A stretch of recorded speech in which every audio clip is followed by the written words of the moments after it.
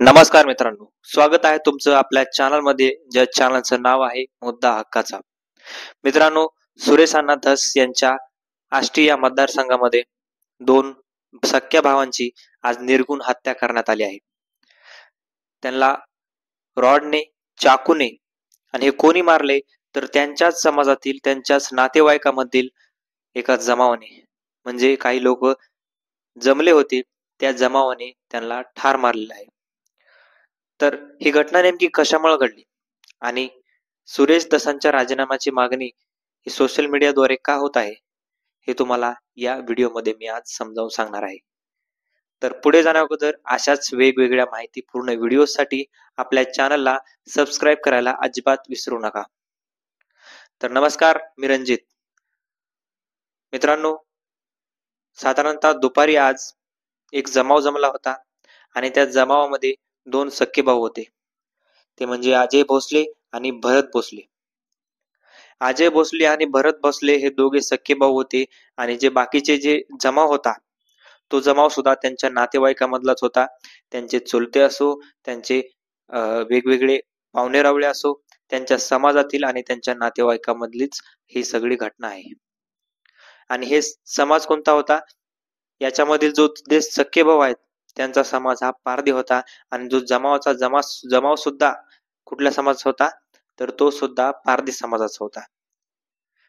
आणि झालं असं काही की त्यांच्यात जुना वाद होता. म्हणजे नातेवाईकामध्ये जुने वाद राहतातच, परंतु हे वाद इतका विकोपाला गेला की तिथं मारहाण चालू झाली आणि त्या मारहाणीमध्ये रॉडनं ठेचून किंवा चाकूने या दोघांना मारण्यात आलं. त्यानंतर त्याच्या आईची प्रतिक्रिया आली आणि त्या आईनं सांगितलं, त्या आईच्या काळजामध्ये सध्या काय चालू आहे हे कोणालाच माहित नव्हतं, परंतु तिनं प्रतिक्रिया देताना सांगितलं की माझ्या पोराला एक रस्त्याच्या एका बाजूला आणि एक रस्त्याच्या एका बाजूला पडला होता. लोकांनी त्याला, त्या जमावानी, काही लोक पळून गेले आणि त्या जमावानी माझ्या लेकरांना दगडाने, चाकूने आणि लोखंडी रॉड जो असतो ना, त्याने ठेचून मारलेला आहे. इतकी भयानक परिस्थितीने किंवा इतकी भयानक परिस्थिती त्यावेळेस तिथे निर्माण झाली होती. 20-25 लोक जमा होती आणि त्या 20-25 लोकांमधून या दोघांना त्यांनी ठार जीवानिशी मारलेला आहे. नेमकं बीड मध्ये चाललंय काय, याचाच प्रश्न आता महाराष्ट्रातील जनतेला पडलेला आहे. कारण रोज कुठून ना कुठून बीड मधून काहीतरी मर्डर असो, गोळीबार असो, आणि अजून एक घटना अंबाजोगाई मधून अजून एक घटना समोर येत आहे, ती म्हणजे आज अंबाजोगाईमध्ये गोळीबार झाल्याचं कळत आहे.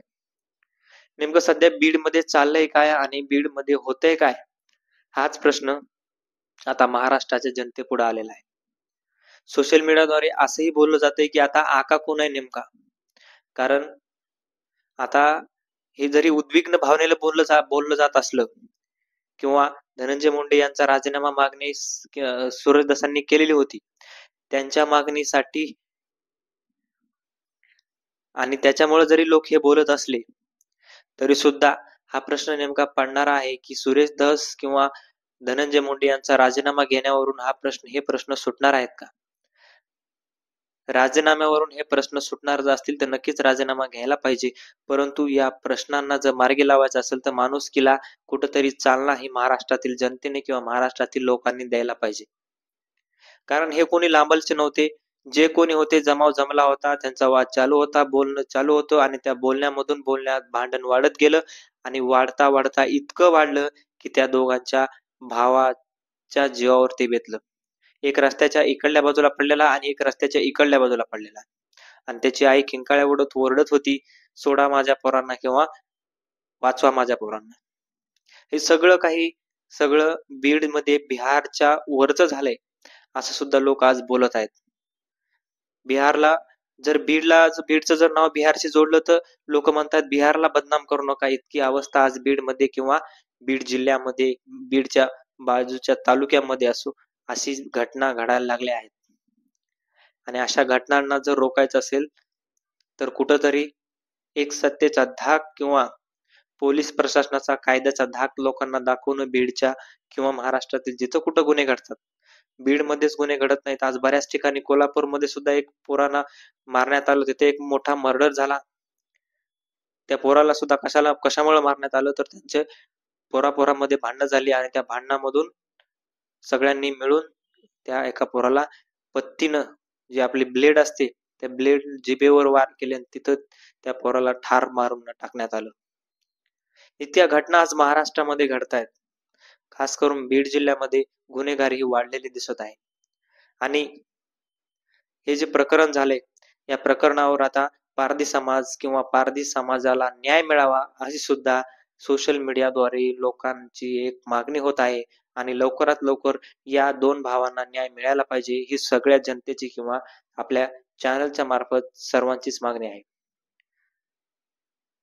तर मित्रांनो, तुम्हाला काय वाटतं, राजीनाम्यावरून हा प्रश्न सुटेल का आणि माणुसकीला काळिमा फासणाऱ्या घटना अशा बीडमध्ये नेमक्या का घडत आहेत हे मला कमेंट बॉक्समध्ये नक्की सांगा.